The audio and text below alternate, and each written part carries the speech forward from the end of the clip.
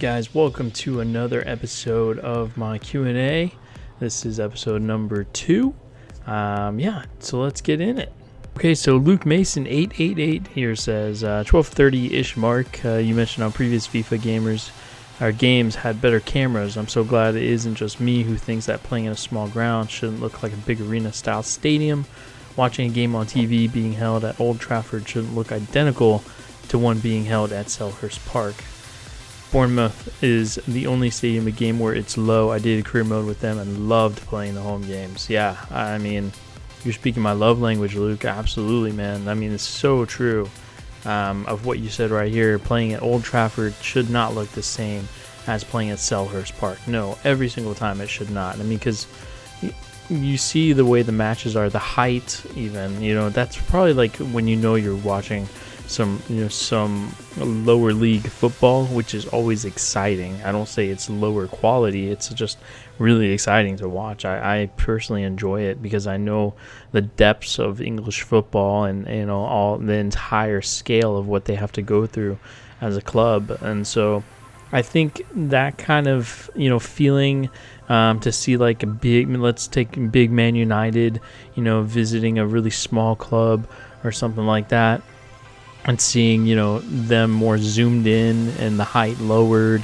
it makes it more real. It makes it less like they're unreachable, I guess, if that makes any sense. And I think that's the beauty of football. You can play in the FA Cup and have matches like that. So that's something that's really important, I think, and I think you nailed it right on the head, Luke, as always.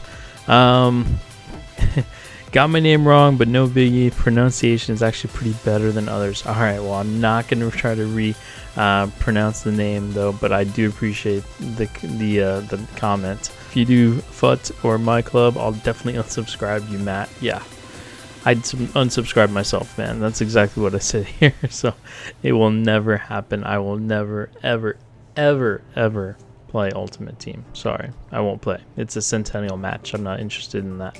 Let's see. Would be interested to get your thought on these settings. I've been going back and forth between FIFA and PES all year. I've settled with FIFA 16 now because of this slider set. Line length 75, sprint speed 90, game speed slow 8 minutes, using the telecam. Okay.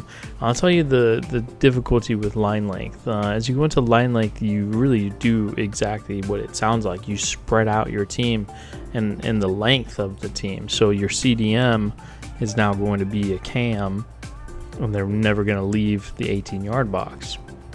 They may drop back a little bit, but even then, it's not enough. That's that you're going to enjoy, because it's going to be a little off the mark of where the positioning is. It's going to be very much forward. It's not going to look like proper football, because I've tried it. I've tried it at 100. And then I've lowered height. I was just trying to see what's the best setup we could find. And those line settings are probably the toughest ones you can find to really get right. So I love that you're trying something, though. Sprint speed at 90. I mean, yeah, there won't be any jogging animation. I know Amir up at the top here is looking at the same thing. I think he has it, I believe, at 80 something. So it's definitely personal preference. I personally hate having any jogging animation or much of jogging animation. I also don't want it to be a sprint fest. So it's definitely up to you. That's a great question, though, Mavistube. Thank you. Let's see. So Amir, I wanted to put yours out there because I know you had put in more comments regarding your sliders, that you were in the lab, as I call it, running the same times, like taking Gareth Bale and running him all the way in FIFA, and then timing him, and then in real life that's what he's timed as. And I personally, and you'll see I mentioned that I personally never go the lab route. I don't. I think the game is hard enough to figure out without isolating areas that are never going to make a difference, if that makes sense. There's no point in taking a single player by himself and running him across the pitch, because now you've taken all these other variables out of the equation, when in fact that's part of the whole thing with playing a game that's a complete setup, meaning, this game is built off of, the movement of the ball, the movement of the players off the ball, etc. And just proper match is the attempt, right? And so if you isolate it and you take these times, like count these, make sure their dashes, their 40, their 40 times are good, or their agility is accurate, anything like that. It's all perception at the end of the day.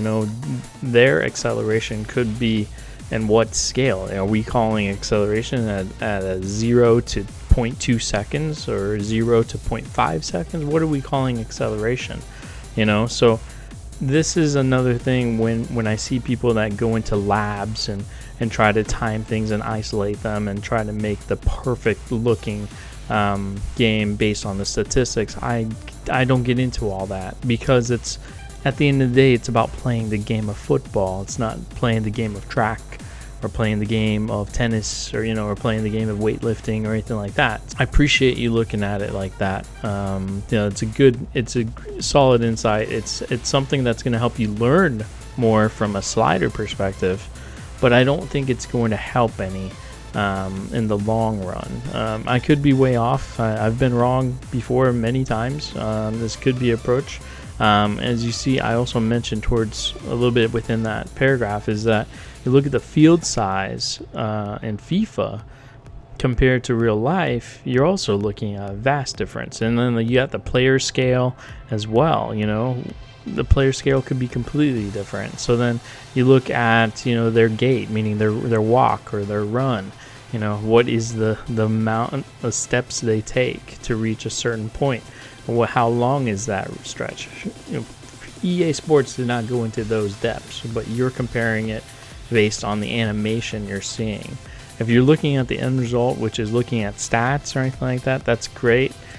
To me, I'm not into stats. I don't think stats is the way the game should be built. It's built off common football human sense, and I think that goes a lot further to make a longer lasting game than isolating it by stats and taking it, one player all the way down to the end, goal line to goal line, and seeing what the numbers are. But I think it is interesting that you do think that way, and that takes a lot of work, and you could come up with something decent there. You'd have to make some sacrifices, though, I'm sure.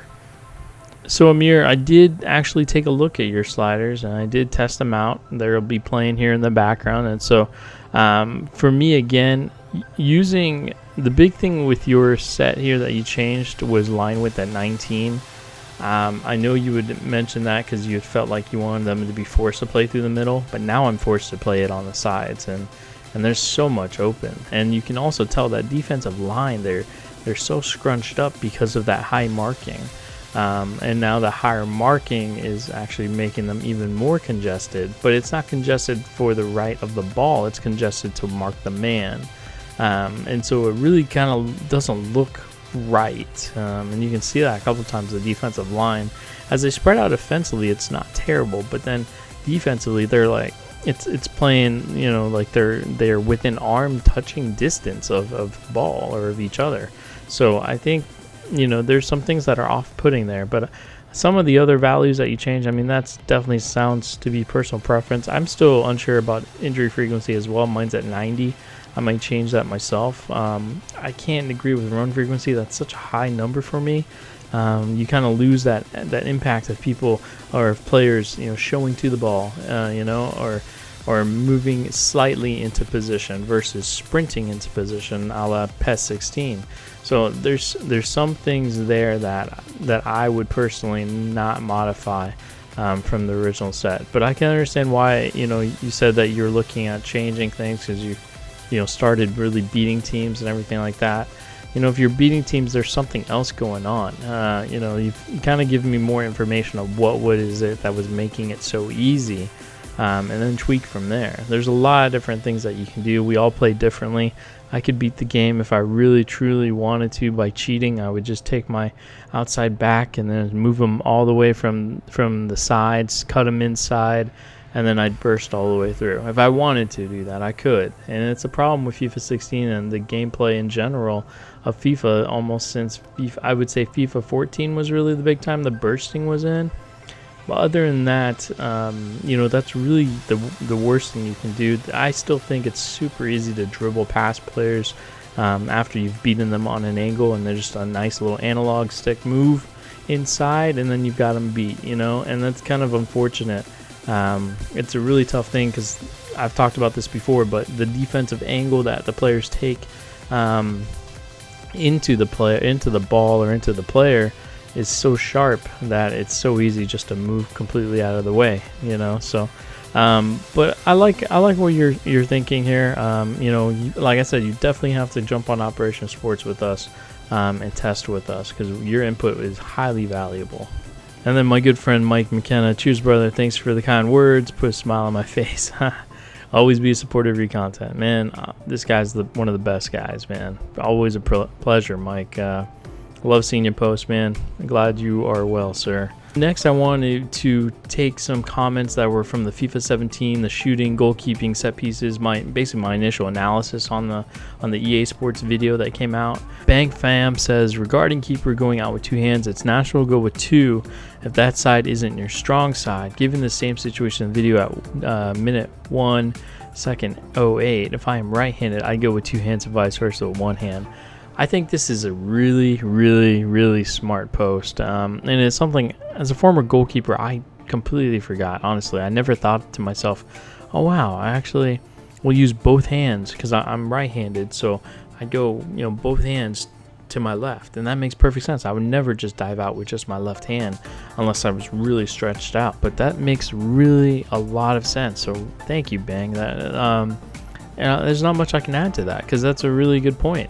And that's why I was originally very critical, because my approach was the old school pass animations from the goalkeepers and beyond, those were the most frustrating, because they were always two-handed, you know, the high flying two-handed save, you know, two-arm save, and it was one of the worst. And I don't want FIFA to go that route. FIFA has some of the best looking animations in the goalkeeper department, and except for the backward save animation, you guys know how badly or how much I hate that animation. It looks terrible, because the shot, for one, is a really high velocity shot.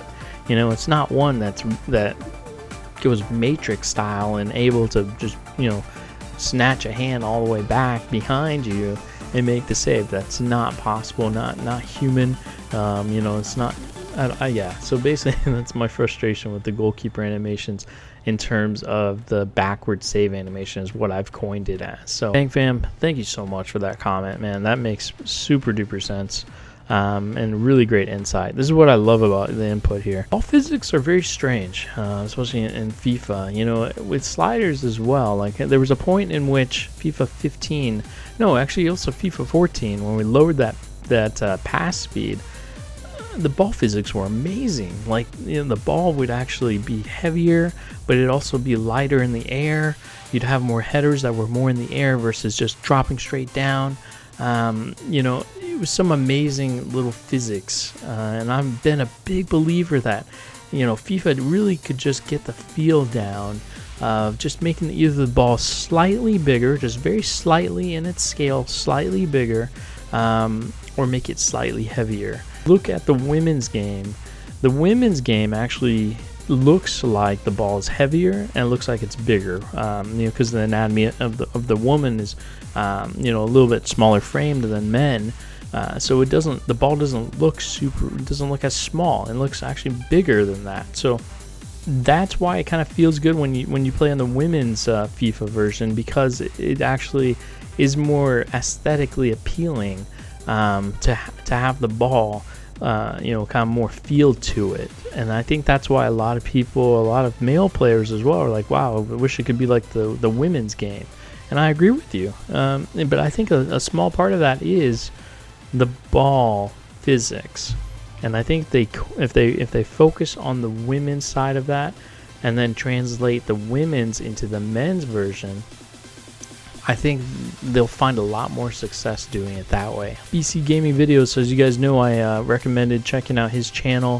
He is also part of the Curse Gaming Network with me, the Union for Gamers. I have to get it right. I'm part of the network now. But he also agreed the ball physics always kind of look lightweight, like a beach ball.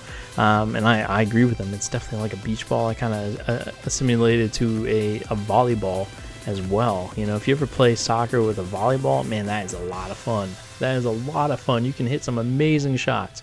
And that's what kind of it looks like when you see these free kicks. So I think it's like that in general. I'm still kind of getting annoyed with the current FIFA, the way the ball just dips down every time. The ball just dips. Every shot is a dipped shot. I want to kind of figure out why that is. And so if you guys have any comments on that, let me know. You know, just make a post. But thanks again, FBC Gaming Videos. Really appreciate that as always. Looked like another year of buying both games from me. Yeah. And, you know, I made my response there to him. I basically said, you know, I said basically in PES and FIFA, I don't personally feel like FIFA can be compared to PES and vice versa. I don't feel like it's an apples to apples comparison. Honestly, I feel like they're two different games. They're two different physics. You know, they have probably the same goal in mind, but I feel like they're two different games to me. Honestly, they play in their own way. FIFA, you know when you're playing a FIFA game, and you're starting to realize when you're playing a PES game. And so far, PES, since this Fox engine, has been kind of negative, because you guys know how active I was in PES 13 and before that. You know, to see how it is now, you just kind of hope. You just hope that it's going to be great and that they're going to get things figured out. They're not far off. They just got some tweaks that aren't so minor. Goalkeeper, defensive positioning, and then goalkeeper again. No, shot technique for sure. Shot power, shot velocity, all that stuff. All the things about what made PES so random and amazing needs to come back, but in a little bit more intensity defensively, which of course will create fouls. Let's hope. Gets it right. FIFA gets it right for the most part when it comes to collisions and fouls. On the flip side, the AI in PES is more fun to play against, in my opinion, which will improve even more now that option files are back and we'll have editors customizing each team to play like their real life counterparts. I agree with you. And it is the point when we're in the 17s, it feels like we should be here now. I think the Fox engine has had its time. It's been since PES 14. We're in 17 now. That's plenty of time for some R&D. You know, we've figured it out what's wrong with it. Now let's get it right. I love that Bati is talking about the first touch control. And you know, that's a big thing for me. That's why in FIFA I have it 100. And so that's another big thing that they're focusing on that first touch control to kind of be the anchor of the start of whatever, maybe some physicality, some humanistic approach, I hope. You know, just a variety of things that could happen. So yeah, I love what you said there. This is my boy Chalu. This guy is awesome. Make sure to check out his YouTube video. You know, just click on the link right here, guys. Everything. And when he gets into a good career mode, man, it is enjoyable. Great commentary as well. Uses sliders, and that's hard to find because there's not many YouTubers that use sliders. And so always, you know, support your fellow YouTuber. Support your FIFA YouTuber that uses sliders, and then support him if he ever plays PES, right? But yeah, like I said before, the shots do look a bit strange to me, especially the penalty. Remind me of penalties and shooting in general in PES 2015. Man, PES 15. You're so right about that, man. You saw my response, and some strange ball physics, man. There was really nothing rewarding about PES 15 in scoring goals. I think the demo was great. I think my initial impressions were like, okay, we're getting there from PES 14, because I didn't play PES 14 after I tried everything under the sun to fix it. And PES 15 was kind of the same crap, and just more accurate passing. Everybody wanted to be Spain. And then it was a really bizarre game. It was very robotic. I hated it. Honestly, I hated it. They're not the worst of all time, but pretty close. One is from Kakashi Hataki. So I'll be able to respond to you now. Thank you so much for writing and for making a comment. So let's read this in full. I agree with you on most parts, but the physical part you explained was a bit off in my opinion. Simply because running into space being completely free is a thing that happens in real life too. It doesn't happen too often, which may be a point of concern. If FIFA has too many of those situations, well, other than that, not every situation has a physical play. Besides, smarter running into space is a new feature as well. there needs to be a close real life sort of balance between those two features, physical play versus running into free space. We will just have to wait and see. So I'll comment on that very first part. Absolutely, you're absolutely right. I think, let me put it this way. My boy Safwan, who's part of FIFA Soccer Blog, got me introduced on there, Katana Media, where I'll write on FIFA Soccer Blog, write as in I'll post my YouTube video of something relevant to FIFA or PES if that ever comes up again. And he told me when he talked to the EA developers and everything, is they have to strike this balance between sim and arcade, of the people that play their game. They know their demographic inside and out, so they have to constantly find this balance, and one thing goes, one thing stays, one thing goes, one thing stays, and that's kind of how it is of what we see here. I agree with you, and it's kind of like the epitome of what they try to do. They're trying to balance everything. So, we look in watch any football match, any set piece that's, outside the box or more so to the sides to be crossed in, you see guys pushing, grabbing, pulling, everything. That's the physical play. That is what's most sim to me, and I'm sure yourself and other people as well. But how do we find that balance, right? So where does that balance come from? So that way it's not like that. So it's more so people can still enjoy the game, but also, make it look like it's like it is like that. So then instead you have guys facing each other, not touching, and then coming free. And then when they get to the ball, they probably have some form of collision animation, I hope. And that's all you can really hope for. I guess that's where we're at, especially a new engine, which they're going to. I can see EA definitely using the Frostbite engine as not a crutch, but more so as a basis for any shortcomings of any gameplay related areas, I guess. But I agree with you. It is a happy balance between physical play and being free in space and those set pieces. I would love, and that's why I can be picky about that, because I love the physicality of any game, and especially FIFA, soccer, football. We've all played. If you've played the game, you know how physical it is. Even on your Sunday leagues, even on my Sunday leagues when I play on co-ed. But it is the same way. It's just as physical. And I don't want to run over any girls or anything like that, but it's just as physical. And that's why I hope for just that balance more to be on the physical side, because then that can be tuned a little bit less. And I don't think that's a bad thing to introduce. The FIFA YouTubers that don't use sliders and everything like that, I call them, the FIFA YouTubers that play FUT, the Ultimate Team, they don't really care. They wouldn't care if somebody's holding the jersey of some other player. Those are the little things they won't really notice, but those are the things that a sim crowd, we're gonna notice, and we'll be like, wow, that was awesome. Look at that fabric. It's not just blowing in the wind, the fabric's actually being pulled by the man's arm, little things like that. So I agree with you, though. We do have to just wait and see.